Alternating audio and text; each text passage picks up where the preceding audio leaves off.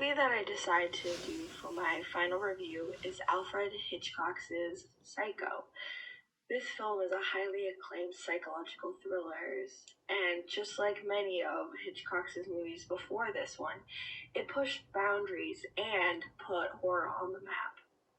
Now I'm going to discuss a very short summary.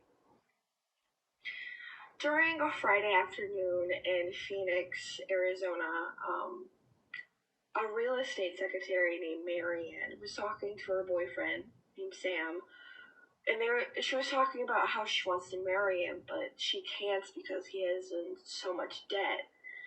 So she gets the idea of stealing some money from her workplace to be able to marry Sam. So she does exactly that. She gets $40,000 and decides to go to Sam's house in California. On her drive there, she feels as though someone is watching her, and she starts becoming paranoid. And in order to stop her paranoia, she decides to go to a dealer and trade her car in. When she does trade her car in, she does feel more at ease and decides to keep driving. As she keeps driving, it starts pouring, and then she remembers a newspaper ad about a Bates Motel. And so as she's driving, she's like, oh, it's really close by, I'm just going to stay there for the night, and heads in. So she goes to the counter, signs her name. She's talking to the owner, part of the owner, named Norman Bates. They talk a little bit, and he decides to make her food since she's been traveling all day. And they have a little conversation about his hobbies and stuff like that. As she's also talking to him, she also hears, before they were talking, she heard him and an elderly woman arguing.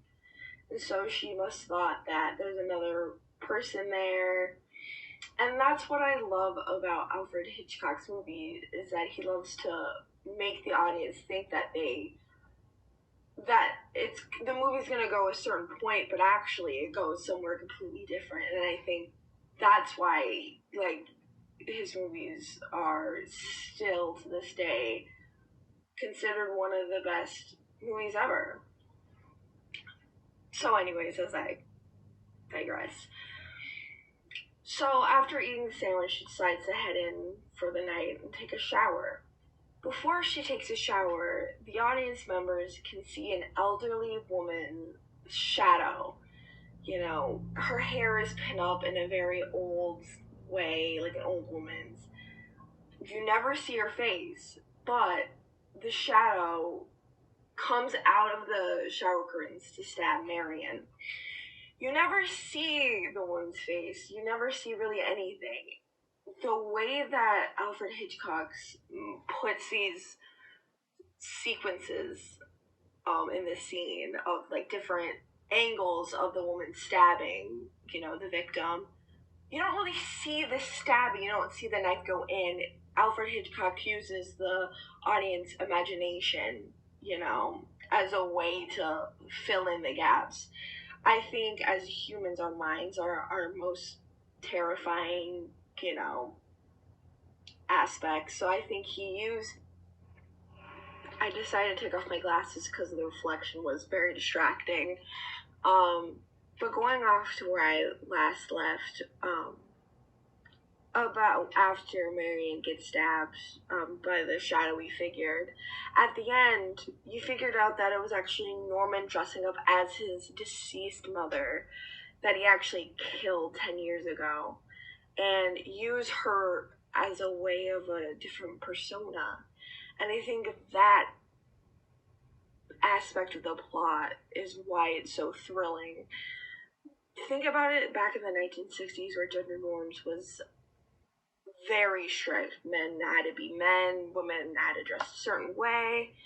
And so for a man to dress up as his deceased mom completely flipped gender roles on its head. And, I feel like a lot of people fear what they don't know. And this was 1960s, was the time before we really had talks about gender and stuff like that. And, so the way that Alfred Hitchcock uses, someone who dresses up as a woman as horror and twist it in such a unique way. Like, can you imagine a man dressing up as his dead mother? That is never heard about. That is, the originality is something that Alfred Hitchcock's movies still, no one can touch a plot twist like that. Now I want to talk about the music used in Psycho. And horror is music and horror go hand in hand. The audience sees another thing, but when you're hearing, fast-paced, strings, just like in the title sequence in Psycho, as an audience member, I felt like an urge of, a sense of emergency. I had to get out of something. And that type of, fast-paced strings are heard throughout the whole movie, especially when Marion feels like she's being chased. You could hear it in the background. And also when she's in the car driving and it's downpouring, you hear that sense of danger. And I feel like music is a way to incorporate what the character is feeling.